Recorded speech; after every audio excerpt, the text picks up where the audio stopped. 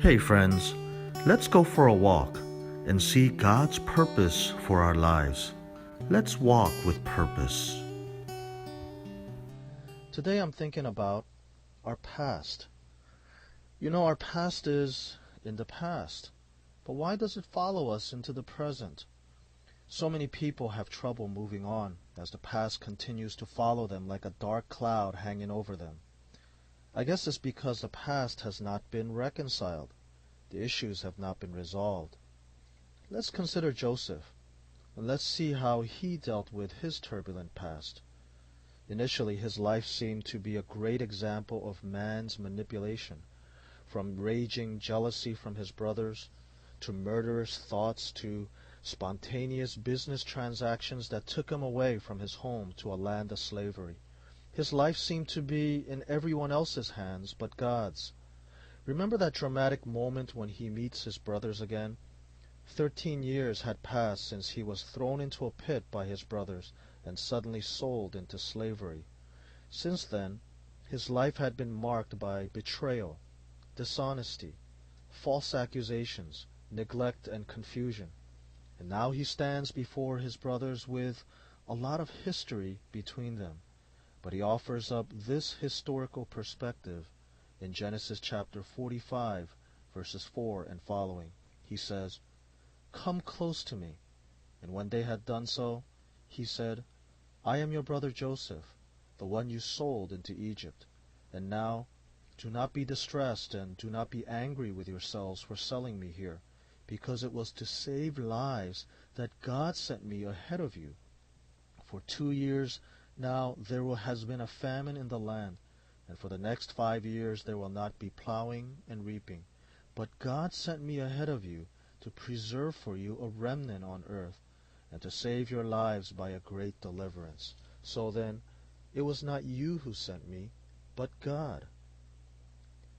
Joseph offers up perspective, and what an amazing revelation this is for a man who spent half his life as a slave living among unbelievers, no formal education, didn't go to seminary, didn't get a theological degree, but still expounds one of the most profound doctrines of God, namely the doctrine of God's providence. Not the doctrine of deism that proposes that God created the world and then stands aloof, nor the doctrine of fatalism, which proposes that things are determined by an impersonal force, nor the doctrine of chance, that the universe is a random collection of acts with no meaning, but the doctrine of God's providence, that God is sovereign over all creation and life, and that he works within and through the details of our lives, along with the course of all nations through all times, to his glory. There was a time when he was blind to all this, but now he sees that to be thrown into a pit and sold to a caravan heading south was not a random act in the middle of nowhere, that false accusations by Potiphar's wife that landed him in jail were not about being a victim of an angry woman, that the famine in the land was not just a result of natural causes, and the social economic downturn that everyone experienced was not just an unfortunate situation, that his brother searching for food and help in Egypt was not just a desperate act by hungry people, but that somehow all these separate events that seemed so random and unexplainable are now seen as one cohesive plan by God to carry out his plan on earth as it is in heaven. And so by faith, Joseph offers up profound perspective about his life as a testament to God's provision. God is the same yesterday, today, and forever. And so his work in Joseph's life is the same as his work in your life.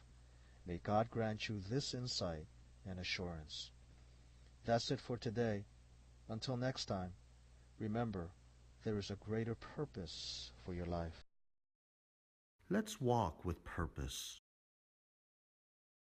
Thanks for taking a devotional walk with us today. If you enjoyed Walk with Purpose, click here to subscribe so you know as soon as it's time for your next walk. Visit our website for resources for every life chapter. If you are ready for your next walk, click here. See you soon. May God bless your day.